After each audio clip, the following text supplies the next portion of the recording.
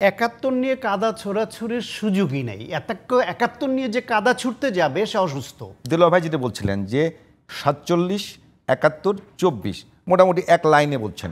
তো ওই ২৪ কি আসলেই ৪৭ আর ৭১-এর মতো একটা মানে একই কাতারে আনার মতো, নাকি অনেকগুলো গণ অভ্যুত্থান বাংলাদেশে হয়েছে, ৯০ গণ অভ্যুত্থান হয়েছে, অনেকগুলো ঘটনা আছে, এরকম একটা নাকি আসলেই এই তিনটা বাংলাদেশের দুইটা ৭১ এবং ৪৭ এই দুইটার সঙ্গে কি ২৪কে নেওয়ার সুযোগ আছে? না, এইটার কোনো সুযোগ নেই। এটা জামায়াত ইসলাম বা ছাত্রদেরও একটা অংশ, অনেকে যারা এটা আনেন না বুঝে আনেন বা এক ধরনের কমপ্লেক্সিটি থেকে, এটা 71 সিনড্রোম, সেটা আক্রান্ত থাকার ফলে এটা আনতে পারেন। এটা কোনোভাবেই তুলনাযোগ্য না। এক হচ্ছে আপনার ধরেন শেখ হাসিনার বিরুদ্ধে এখন অসংখ্য মামলা হচ্ছে না? আপনার কি মনে হয় শেখ হাসিনা এই যে গুম খুন হত্যা এদের কাউকে নিজ হাতে খুন করেছেন? কিন্তু শেখ হাসিনা সিদ্ধান্তদাতা, তিনি সিদ্ধান্ত গ্রহণকারীদের অন্যতম ছিলেন। গোলাম আজম সাহেবের নাগরিকত্ব কেন বাতিল হয়েছিল?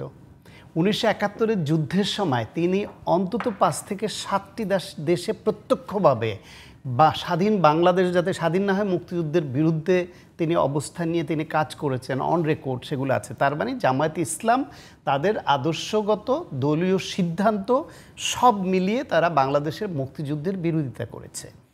এখন বাংলাদেশে যে ১৯৭১ সনে গণহত্যা হয়েছে, সেটা ৩০ লাখ বলেন আর যতজনই বলেন, অসংখ্য মানুষ খুনের শিকার হয়েছে, শহীদ হয়েছে, এটা তো মিথ্যা নয়। এখানকার অনেক মা বোনের ইজ্জত নষ্ট করেছে, সেটা তো মিথ্যা নয়।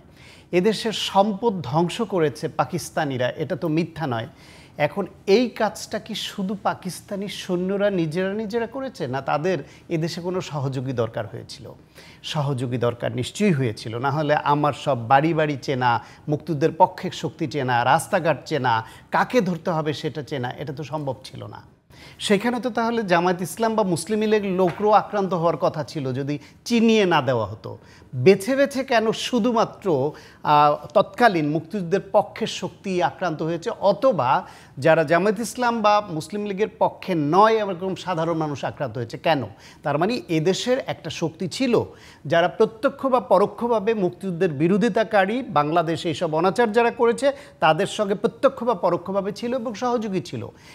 সেই ৭১ সালে যদি বাংলাদেশ স্বাধীন না হতো, তাহলে জামায়াত ইসলাম হতো বিজয়ী শক্তি, ইতিহাস তাদের অন্যভাবে মূল্যায়ন করত।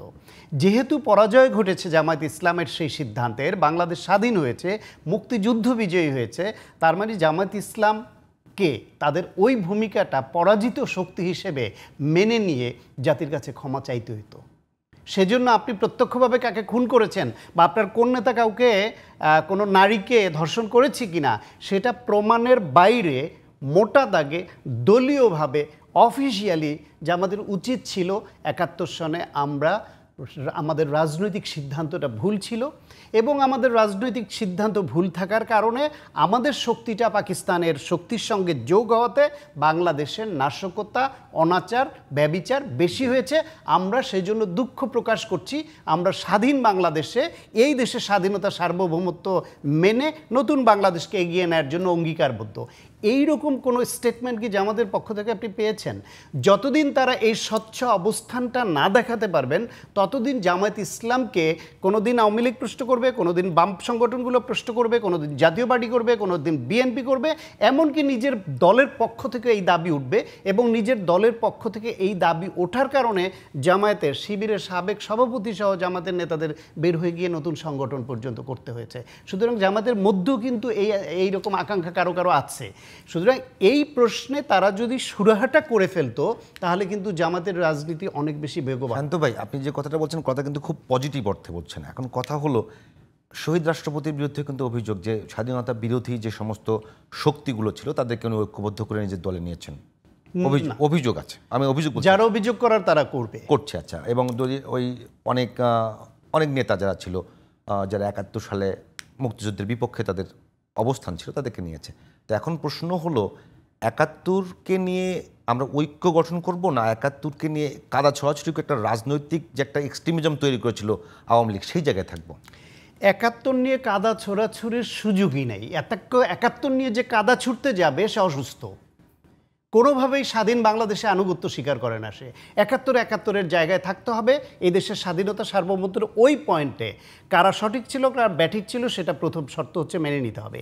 দ্বিতীয় কথা হলো স্বাধীন বাংলাদেশে ৭২ থেকে ৭৫ আওয়ামী লীগ যে অনাচার করেছে, যে জাসদের ৩০,০০০ নেতাকর্মীকে হত্যা করেছে, সর্বহারা পার্টির প্রধান সিরাজ শিকদারকে এক্সট্রা জুডিশিয়াল কিলিংয়ের নামে হত্যা করেছে এবং মানুষের প্রতি লুটপাট ধর্ষণ করেছে, সেই দায়ের বিচার তাদের ওই সময়ের। পরবর্তীতে বিএনপি যখন ক্ষমতায় ছিল, বিএনপির হাতে কোনো অন্যায় হয়ে থাকলে তার দায় বিএনপির। জাতীয় পার্টি স্বৈরাচারী আমলে তারা যা করছে তার দায় তাদের। এখন বিভিন্ন শক্তি আছে যারা যার যার রাজনীতির হিসাব তার হবে, কিন্তু ৭১-এর সঙ্গে কোনোটা তুলনাযোগ্য হবে না। ২৪-এর যে গণ অভ্যুত্থান, সেটা কিসের গণ অভ্যুত্থান ছিল? এর আকাঙ্ক্ষাটা তৈরি হয়েছে কোত্থেকে?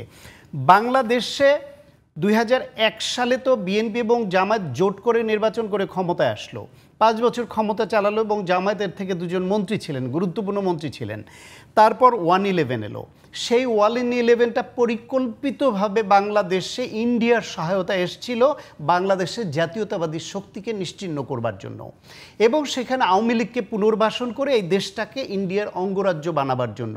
সরাসরি লিখে নিয়ে অঙ্গরাজ্য বানাবে না, কিন্তু এখানে সমস্ত স্বার্থ তারা ভোগ করে অঙ্গরাজ্যের মতো ব্যবহার করবে। শেখ হাসিনাকে তারা একটা বৃত্ত নিয়োগ দিয়েছিল। সেই অবস্থা থেকে এসে ২০০৮ সালের ডিসেম্বরের নির্বাচনে তার রিফ্লেকশন হলো। 14 সাল, 18 সাল, 24 সালের নির্বাচনে মানুষ ভোট দিতে পারলো না, তত্ত্বাবধায়ক সরকার ব্যবস্থা বাতিল হয়ে গেল। যদি এদেশের তত্ত্বাবধায়ক সরকার ব্যবস্থা বাতিল না হতো, মানুষের শুধু ভোট দেওয়ার অধিকারটা তার হাতে থাকতো, তাহলে তো আওয়ামী লীগ ক্ষমতায় থাকতে পারে না, তাহলে তো এই অভ্যুত্থানের প্রয়োজন হয় না।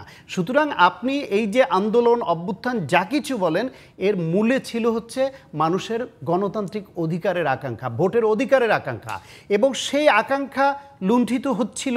বিএনপি, জামায়াত, ডানবাম সব দল মিলে আন্দোলন করছিল। তার মধ্যে নতুন করে যুক্ত হলো ছাত্রদের ন্যায্য একটা দাবি যে আমি আমার মেধা দিয়ে আমার কর্মক্ষেত্রটা চাই, আমার চাকরিটা চাই।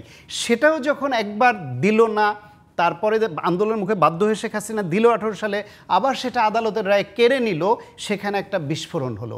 সেই বিস্ফোরণ আর এই বিএনপি, জামায়াত সহ ফ্যাসিবাদ বিরোধী ঐক্যের যে আকাঙ্ক্ষা, আন্দোলন, তাদের গুম, খুন, নানাবিধ অত্যাচার তাদের উপর হয়েছে, সেটাই দেশবাসী যে ক্ষুব্ধ ছিল, সব মিলে একটা ঐক্যবদ্ধ একটা অভ্যুত্থান হয়ে গেল।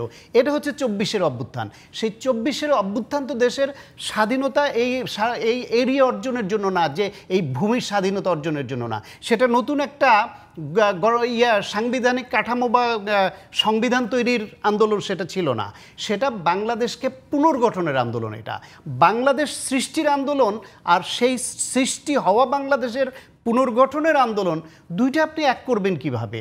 90 স্বৈরাচার বিরোধী আন্দোলনটাও ছিল বাংলাদেশকে গণতন্ত্রের পক্ষে পুনর্গঠনের অভ্যুত্থান।